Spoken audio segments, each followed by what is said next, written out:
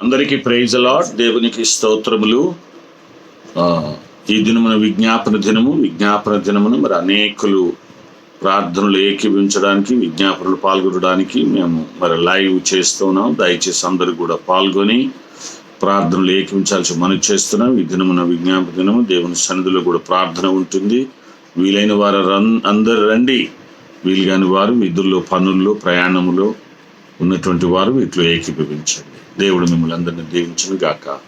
ఆమేన్. చిన్న ప్రార్థన చేసుకుందాం. పరిశుద్ధుల పరమ తండ్రి, నీ పాదమునికి స్తోత్రములు. మా ప్రభు, విజ్ఞాపన దినమును మీ పాదముల చెంత కూడుకొని విజ్ఞాపన చేయాలి. వీలు కానటువంటి బిడ్డలు నాయన పనులలో, పదరు ప్రయాణములు, విధుల్లో ఉంటున్నారు కనుక అట్టి బిడ్డలు కూడా ఈ విజ్ఞాపనలు ఏకీభవించి నీ దీవెనలు పొందాలని నాయన ఈ లైవ్ చేస్తుంటున్నాం.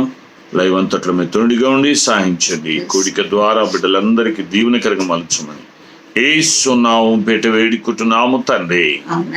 ఆమేన్. హల్లెలూయా. ఈ సమయంలో కీర్తనలు 9వ సంకీర్తన 2 చరణాలు చదువుకుందాం.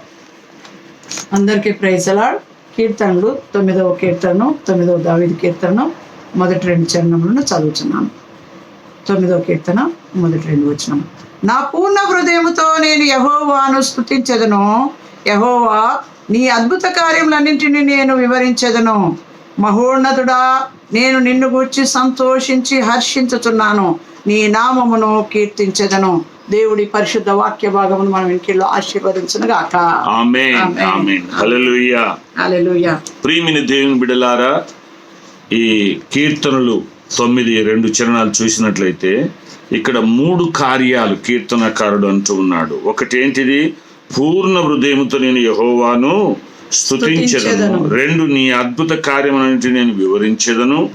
3 నేను నిన్ను గూర్చి సంతోషించి హర్షించుచున్నాను. 3 విషయాలు. ఒకటి, పూర్ణ హృదయముతో దేవుణ్ణి స్తుతించాలి. హృదయపూర్వకంగా దేవుణ్ణి స్తుతించాలి, ఆరాధించాలి, గణపరచాలి, కృతజ్ఞతాస్తుతులు చెల్లించాలి. 2వది, దేవుడు చేసిన అద్భుత కార్యములన్నింటినీ వివరించాలి. ఆకాశమును, భూమిని, అందులోని సమస్త సృష్టిని, శ్రేష్టమైన మానవులను చేసిన దేవుడు ఆయన అద్భుతకరుడు, ఆశ్చర్యకరుడు, ఆశ్చర్యరీతికి ఇవన్నీ చేశాడు. వీటిని వివరించగలగాలి. 3 దేవుని గూర్చి సంతోషించి హర్షించగలగాలి. అప్పుడే మనకు 3వ చరణములో మనకు జవాబు దొరుకుతుంది. కీర్తన, నీవు నా పక్షమున వ్యాజ్యమాడి నాకు న్యాయము తీర్చుచున్నావు. నీవు సింహాసనాసీనుడవై న్యాయమును బట్టి తీర్పు తీర్చుచున్నావు. హల్లెలూయా. మానవునికి న్యాయం జరగాలంటే, న్యాయంగా తీర్పు జరగాలంటే, మానవునికి పక్షంగా దేవుడు వ్యాజ్యమాడి న్యాయము తీర్చాలంటే 3 విషయాలు చెయ్యాలి. ప్రేమిని దేవులారా, చాలా మంది మానవులు అత్యాశతోటి, స్వార్థముతోటి నాకు అది కావాలి, ఇది కావాలి అని స్వార్థపరంగా చూస్తున్నారు. కానీ దేవుని పూర్ణ హృదయంతో స్తుతించలేకపోతున్నారు. 2 దేవుని అద్భుత కార్యములన్నిటి గురించి వివరించలేకపోతున్నారు. 3వది ఏంటంటే దేవుని గురించి సంతోషించలేకపోతున్నారు.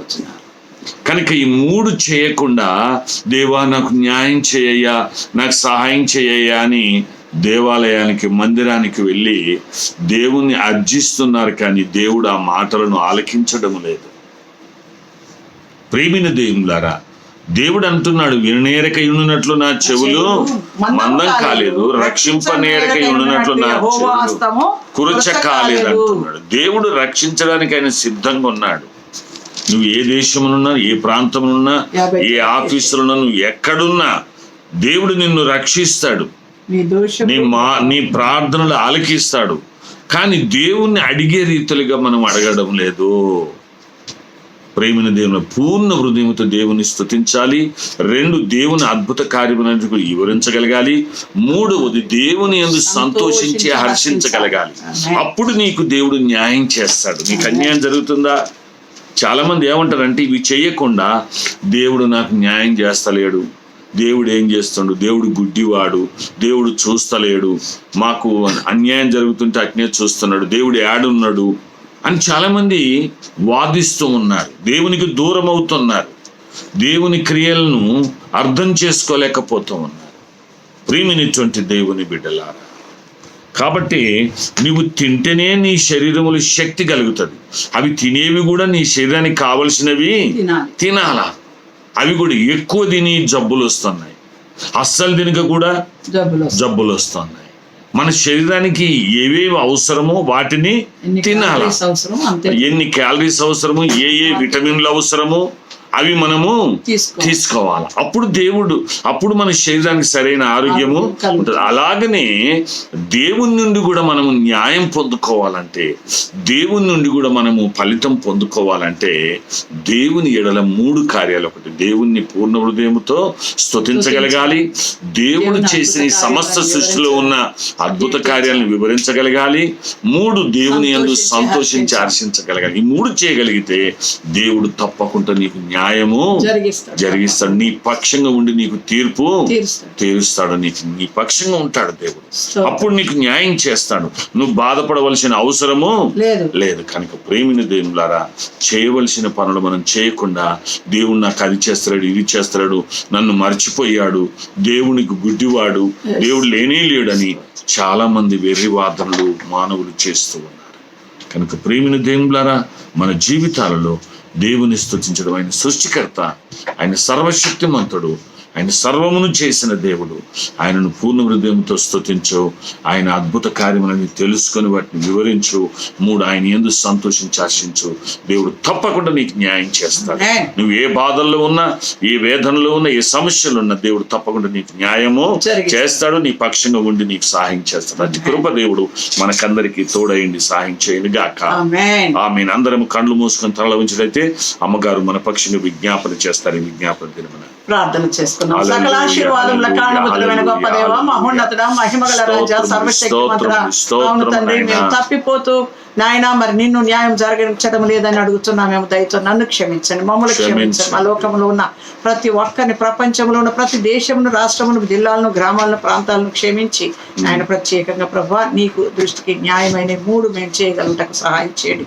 ఆ 3 ప్రభా ఆయన ఎక్కువగా ప్రభా ఆయన నిన్ను స్తుతించాలి. పూర్ణ మనసుతో, పూర్ణ ఆత్మతో, పూర్ణ బలంతో నిన్ను సేవించి నాయన మరి నీ కొరకు నమ్మకంగా యథార్థంగా జీవించడానికి సహాయం చేయండి. ఆయన 2వది నీ యొక్క అద్భుత కార్యములు, నిజంగా నువ్వు అద్భుతకరుడవు. ఆయన ఈ లోకంలోనికి వచ్చి పరిశుద్ధుడవు తండ్రి. నాయన ఈ సమస్త సృష్టి నోటి మాట చేత కలగ చేసిన అద్భుత కార్యములు, ఆశ్చర్య కార్యములను వివరిస్తూ ప్రభా కీర్తిస్తూ, శ్లాఘిస్తూ, గణపరుస్తూ ఎల్లప్పుడూ నిన్ను ఆరాధించే కృపను దయచేసి అప్పుడు నాయన నీ సన్నిధానంలో సంతోషించినప్పుడు, నిన్ను బట్టి మేము హర్షించినప్పుడు ప్రభా నీ బలము గొప్పది. మరణాన్ని ఓడించి తిరిగి లేచిన దేవుడు గనక ప్రభా నాయన రాజు అయితే ప్రభు దావీదు మహారాజు నీ బలమును బట్టి సంతోషించుచున్నాను, నీ రక్షణ బట్టి హర్షించుచున్నాను అంటున్నాడు ప్రభు. ఆ రీతిగా మేమందరం కూడా నిన్ను బట్టి సంతోషించి హర్షించి ఆయన నీ కొరకు జీవించినప్పుడు మాకు న్యాయము జరుగుతుందనే సత్యములు ప్రభా మేము ముందుకు సాగుదుము గాక. ఆయన న్యాయము జరుగును గాక.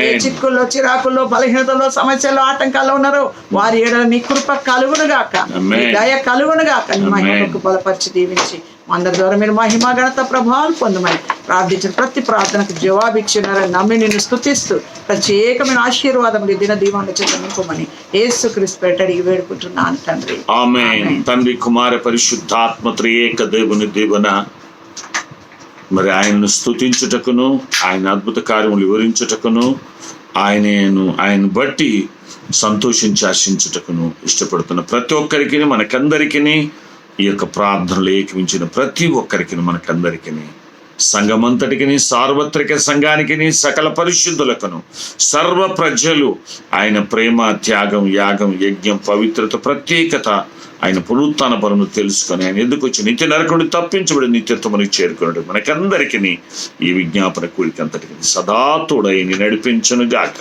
ఆమేన్. ఆమేన్. Praise the Lord. God bless you. God bless you.